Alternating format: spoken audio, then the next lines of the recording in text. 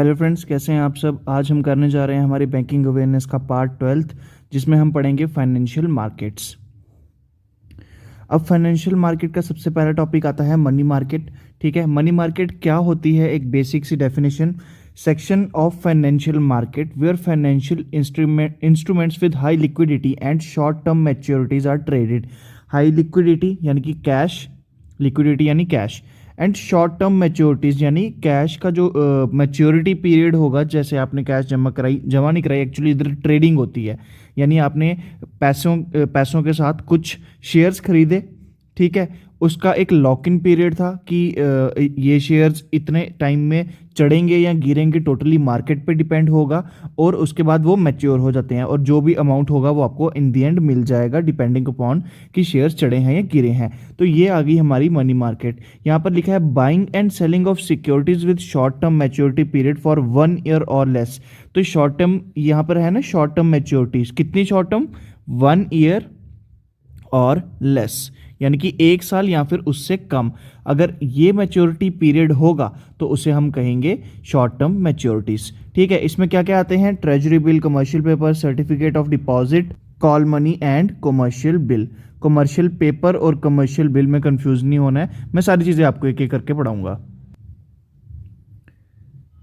शुरुआत करते हैं ट्रेजरी बिल से। Treasury bills which are money market instrument, ठीक है, मैंने अभी बताया मनी मार्केट में आता है ये, आर शॉर्ट टर्म डेप्ट instrument issued by government of India. कौन इशू करता है, गवर्नमेंट ऑफ इंडिया। और इसका मैच्योरिटी पीरियड देखो, अगर ये मनी मार्केट में आ रहा है यानी कि ये शॉर्ट टर्म है, शॉर्ट टर्म है यानी कि ये 1 साल से लेस मैच्योरिटी पीरियड होगा। तो 1 साल में कितने डेज होते हैं, 365। हम एक दिन कम कर देंगे, 364 आगे मैक्सिमम नंबर ऑफ डेज। इसको हाफ करो आएगा 182, इसको हाफ करो आएगा 91। तो इसके 3 टेन्योर्स होते हैं। ठीक है, 3 टेन्योर्स होते हैं, 91 उसको डबल करोगे 182, उसको डबल करोगे 364। तो ये 1 ईयर से लेस है, इसलिए ये ट्रेजरी बिल आते हैं मनी मार्केट में। ये जीरो कूपन सिक्योरिटीज होती हैं और इस पर कोई इंटरेस्ट नहीं मिलता। Then comes commercial papers. If a company introduce short-term unsecured promissory note as debt instrument, it is referred to as commercial paper. ठीक है, these are issued by corporate industries to meet their short-term fund requirement. यानी कि देखो, treasury bill और commercial में क्या difference है। Treasury bill भी शॉर्ट टर्म होते हैं, इनको गवर्नमेंट ऑफ इंडिया इशू करती है, वहीं कमर्शियल पेपर को कॉरपोरेट इंडस्ट्रीज इशू करती है। ठीक है, बात करते हैं इनके टेन्योर्स की। तो मैच्योरिटी पीरियड है कमर्शियल पेपर्स का 7 डेज और up to 1 year.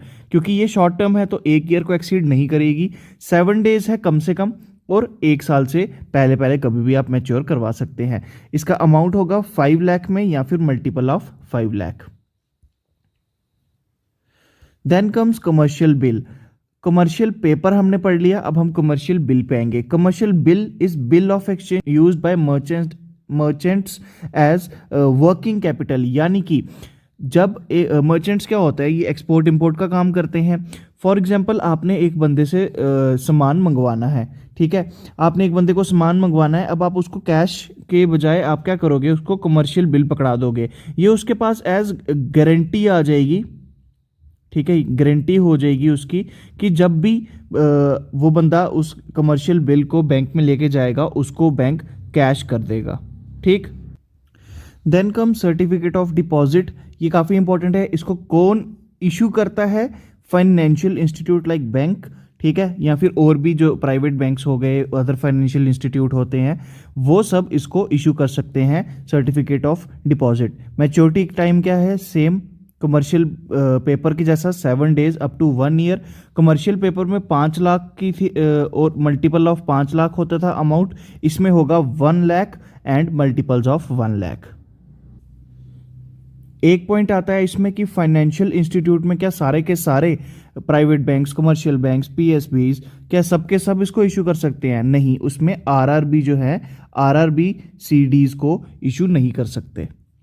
Then comes call money. ये काफ़ी इंपॉर्टेंट है, इसमें आपको ये चीज़ें आती हैं, नोटिस मनी, कॉल मनी। इनकी बेसिक डेफिनेशन कैसे आएगी कि एग्जाम में आ जाएगा कि स्टेटमेंट दी होगी, inter borrowing of money between bank and financial institute for the adjustment of CRR on overnight basis. CRR आ गया कैश रिजर्व रेशियो, मैंने पढ़ाया है आपको।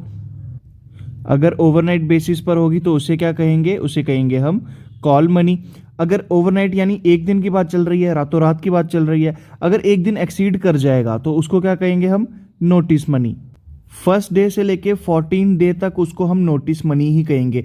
जैसे ही वो 14th डे एक्सीड कर जाएगा तो उसको हम कहेंगे टर्म मनी। 1 से 14 से 364, ये है रेंज। आगे बढ़ते हैं। अभी तक हमने पढ़ा मनी मार्केट, अब आ जाता है कैपिटल मार्केट। मनी मार्केट की टेन्योर मैच्योरिटी का टाइम क्या था, लेस देन 1 ईयर।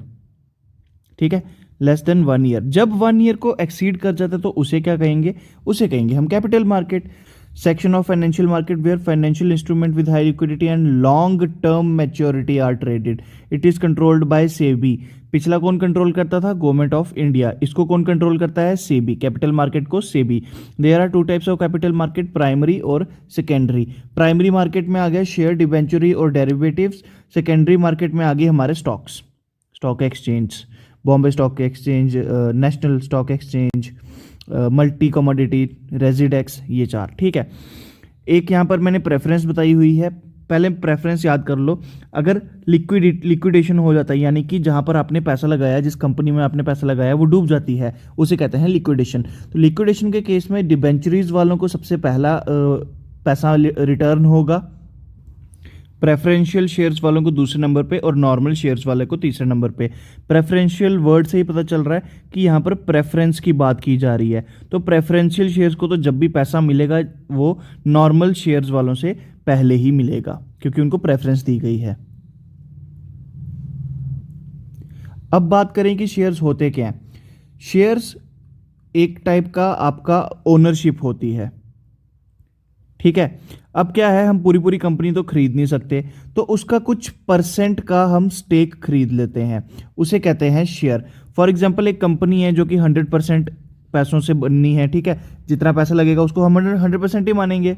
अब आपने क्या किया, उस कंपनी का आप 100 का 100% तो खरीद नहीं सकते, हो सकता है ये 1000 करोड़ की कंपनी हो।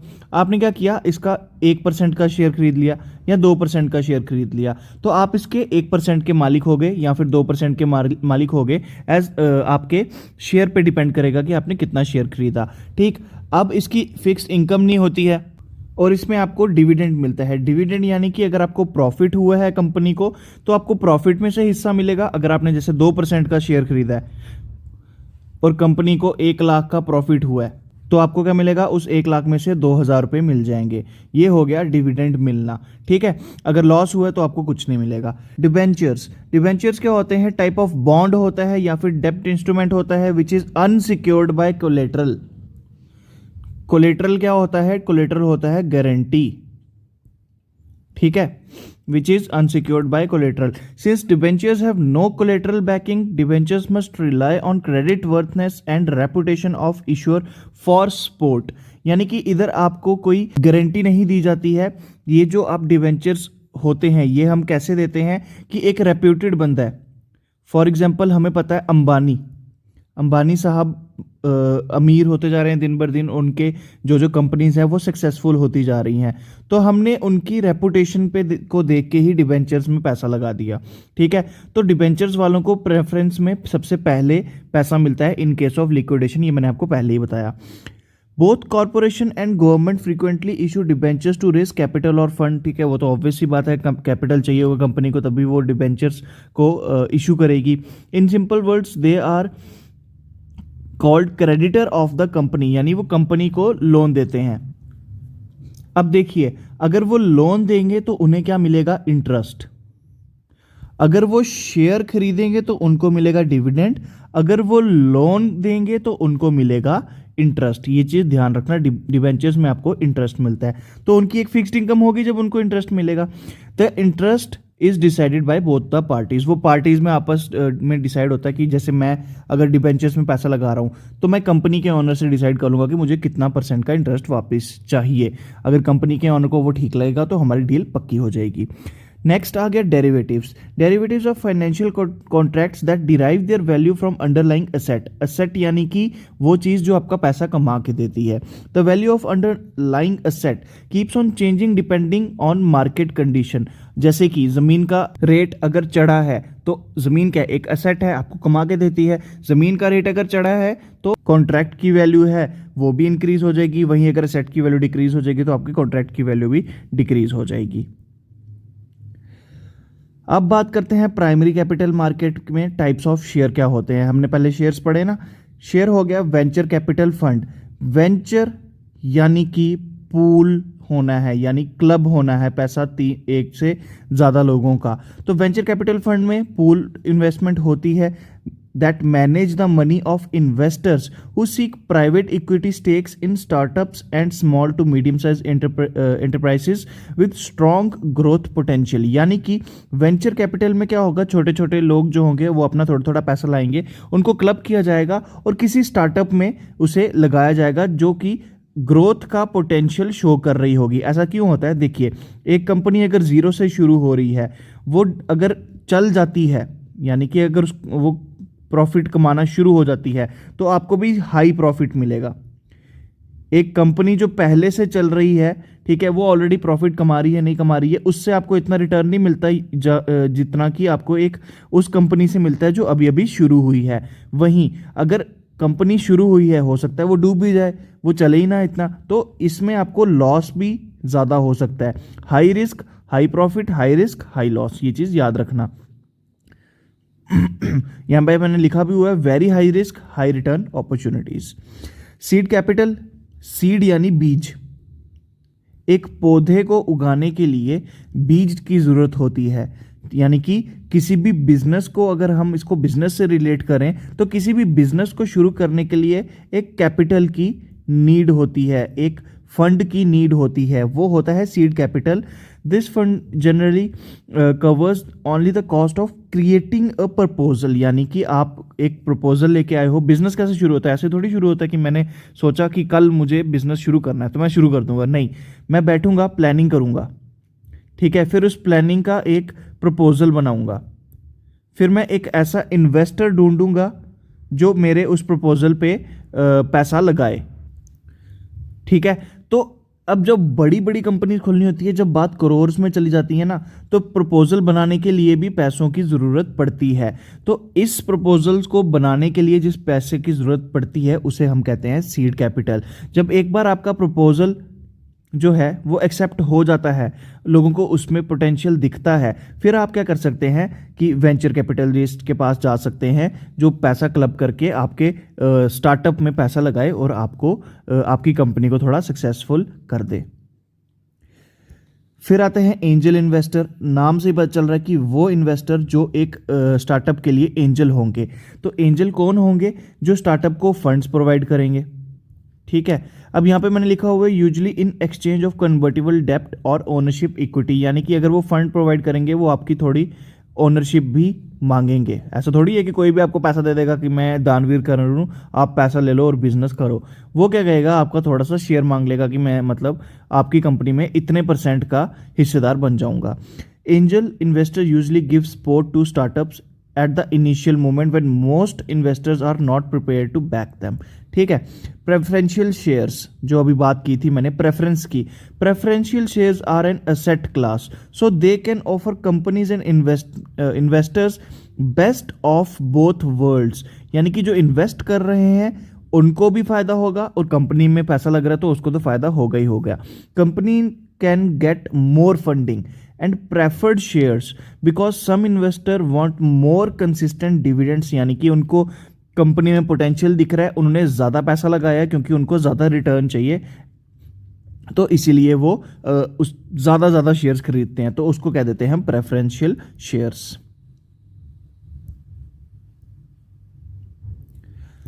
अब बात करते हैं नेक्स्ट टॉपिक की, आईपीओ एंड एफपीओ।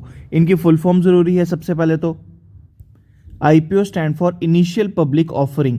जब पहली बार फर्स्ट टाइम एक शेयर जो है वो स्टॉक मार्केट पे, स्टॉक एक्सचेंज में शॉर्ट लिस्ट होता है, यानी उसका नाम वहाँ डिस्प्ले होता है कि लोग उसके उस कंपनी के शेयर्स खरीद सकें, उसको हम कहते हैं initial public offering.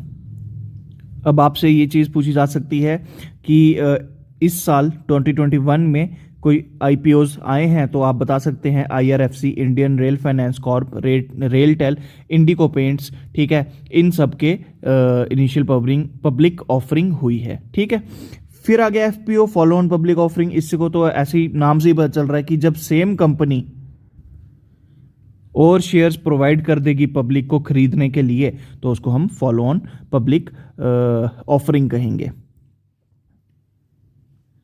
Then comes type of investors, ठीक है। अभी तक हमने क्या क्या पढ़ा? अभी हमने पढ़े शेयर्स, ठीक है, शेयर्स में हमने उसकी टाइप्स भी पढ़ ली।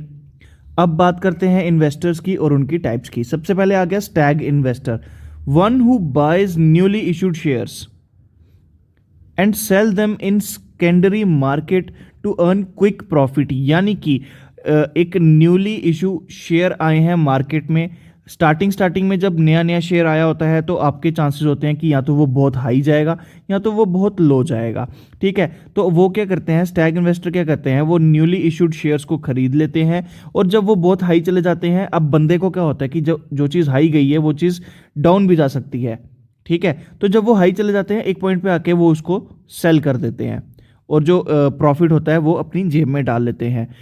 तो वही होते हैं स्टैग इन्वेस्टर, जो कि छोटे छोटे टाइम पीरियड के लिए to earn quick profit investment करते हैं। Then comes bull investor. Bull investor वो होते हैं जो कि होप करते हैं कि शेयर का जो है वैल्यू हाई जाएगी, तो वो क्या है, पैसा डालते जाते हैं ताकि उनको ज़्यादा प्रॉफिट आए। वहीं आते हैं बियर इन्वेस्टर। बियर इन्वेस्टर वो होते हैं जिनको डर रहता है हमेशा कि मार्केट गिर जाएगी और उनका पैसा डूब जाएगा, तो वो अपना पैसा निकाल लेते हैं, तो इनको कहते हैं बियर इन्वेस्टर। उसके बाद एक छोटी सी फुल फॉर्म है FFMC, free float market capitalization, number of shares with public into price per share. यानी कि अगर एक कंपनी ने 200 शेयर दिए हैं पब्लिक के और एक शेयर का प्राइस है 1.5, तो आपको पता है कि टोटल एफएफएमसी क्या आ गया, 300 rupees, free float market capitalization. बात करते हैं सेकेंडरी कैपिटल मार्केट की। अभी तक प्राइमरी कैपिटल मार्केट चल रही थी, अब हम सेकेंडरी कैपिटल मार्केट में आएंगे। सेकेंडरी कैपिटल मार्केट में क्या आती हैं, हमारे स्टॉक एक्सचेंजेस, जहाँ पे हम ये शेयर मार्केट वगैरह ये जो होते हैं जिनकी बात कर रहा हूँ मैं कि स्टॉक्स खरीदते हैं, शेयर्स खरीदते हैं, जो सब कंट्रोल करता है वो होती है स्टॉक एक्सचेंजेस। सबसे पहले आ गया बीएससी, साल आपको याद करने की ज़रूरत नहीं है, हेड ऑफिस है मुंबई और इसके इंडेक्सेस है सेंसेक्स। ये याद कर लो कि सेंसेक्स में कितनी कंपनीज डिस्प्ले होती हैं, टॉप 30। दूसरी चीज़ आ गई बीएससी 200। अगर आप मेंस दे रहे हैं तो आपको ऐसा क्वेश्चन आ सकता है कि सेंसेक्स में, पहला क्वेश्चन तो ये आ सकता है कि सेंसेक्स किसके अंडर आता है, एनएससी, बीएससी, रेजिडेक्स या एमएससी, ठीक है। तो आपको आंसर आता होगा कि सेंसेक्स जो है बीएससी के अंडर आता है, तभी आप बीएससी मार्क कर पाओगे। वहीं दूसरे क्वेश्चन आपको आ सकता है कि सेंसेक्स के अंदर कितनी कंपनीज डिस्प्ले होती हैं, ठीक है। तो कितनी कंपनीज डिस्प्ले होती हैं, 30, ये चीज आ गई। नेक्स्ट आता है NSC, national stock exchange. National stock exchange Mumbai में ही हेडक्वार्टर है, ईयर करने की जरूरत नहीं है। एनएससी का है निफ्टी, तो इस इफ्टी से पता चल रहा है कि 50 की बात चल रही है, तो इसमें 50 कंपनीज जो टॉप की होती हैं उनके डिस्प्ले होते हैं। फिर आ गया MSc, multi commodities stock exchange. यहां पर कमोडिटीज यानी कि गुड्स, गोल्ड हो गया या स्टील हो गया, ठीक है, इन सब पे पैसा लगता है, तो इसका भी हेड ऑफिस है मुंबई में। फिर आ गया रेजिडेक्स, जो कि जॉइंट प्रोजेक्ट था एनएचबी। एनएचबी क्या है, नेशनल हाउसिंग बैंक, ठीक। एनएचबी और बीएससी का जॉइंट प्रोडक्ट है, कब बना था फर्क नहीं पड़ता, हेडक्वार्टर है दिल्ली में। फिर आता है demat account, full form important तो चलो नहीं है, डीमैटेरियलाइज्ड अकाउंट। अब क्या होता है, ये जो शेयर्स वगैरह हम बात कर रहे हैं, तो क्या आपके पास फिजिकल कुछ कंपनी देती है कि ये लो जी आपका फिजिकल कंपनी का हिस्सा, ये मेरी बिल्डिंग है, इसका ये 10% मैं काट के आपको दे रहा हूं, ऐसा होता है क्या, नहीं होता। आपको इलेक्ट्रॉनिक फॉर्म में शेयर्स मिलते हैं। तो वो सब कहाँ स्टोर होंगे? वो सब स्टोर होंगे आपके डीमैट अकाउंट में। अब 3 चीज़ें मैं बता देता हूँ आपको, स्टॉक, बॉन्ड और म्यूचुअल फंड। और तीनों को मैंने एक साथ क्यों रखा हुआ? क्योंकि इसमें बच्चों को बहुत कंफ्यूजन होती है। स्टॉक होती है ओनरशिप ऑफ कंपनी, जैसे शेयर होता है ना, वैसे ही होते हैं स्टॉक्स। इसमें भी डिविडेंड मिलता है जैसे कि शेयर्स में मिलता था। वहीं आ गया bond.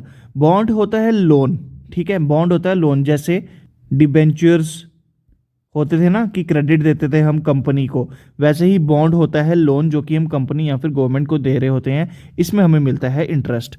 Mutual fund, mutual fund once money is pooled. Pool से आपको याद आ रहा होगा वेंचर कैपिटल फंड, जो कि टाइप ऑफ शेयर है, ठीक है। वैसे ही होते हैं हमारे कुछ म्यूचुअल फंड्स, जहां पे लोगों की मनी जो है वो पूल की जाती है और उसको फिर इन्वेस्ट किया जाता है सिक्योरिटीज में। इसमें भी आपको डिविडेंड ही मिलता है। अब स्टॉक और म्यूचुअल फंड में डिफरेंस क्या है? स्टॉक सिंगल ओनरशिप है, यानी कि एक बंदा होगा जिसने जैसे 100 करोड़ की एक कंपनी खुली है, उसका 10% का शेयर खरीद लिया, यानी उसने 10 करोड़ रुपए का शेयर स्टॉक खरीद लिया, तो वो सिंगल ओनर है। पर हम जैसे एक मिडिल क्लास फैमिली का बंदा है, अगर वो इस इन्वेस्टमेंट करना चाहता है इनमें, तो उसके पास तो इतना पैसा नहीं होता। उसके पास कितना पैसा होगा? 1 लाख, 10 लाख या 15 लाख, ज़्यादा से ज़्यादा लगा लो। उसके ऊपर तो कोई भी रिस्क नहीं लेता मिडिल क्लास फैमिली में, ठीक है। तो इतने पैसे में क्या वो स्टॉक खरीद पाएगा? वो नहीं खरीद पाएगा। तो क्या होता है, 10-10 लाख वाले वो 10 बंदे देख लेते हैं जो कि क्लब करते हैं पैसा, और 1 करोड़ बन जाता है। 1 करोड़ से 1% का स्टॉक खरीद लेते हैं कंपनी का, ठीक है। तो वो आ जाता है म्यूचुअल फंड में, ऐसा कर लेते हैं, ठीक। इसी के साथ हमारा बैंकिंग अवेयरनेस का पार्ट 12 होता है खत्म। Thank you so much.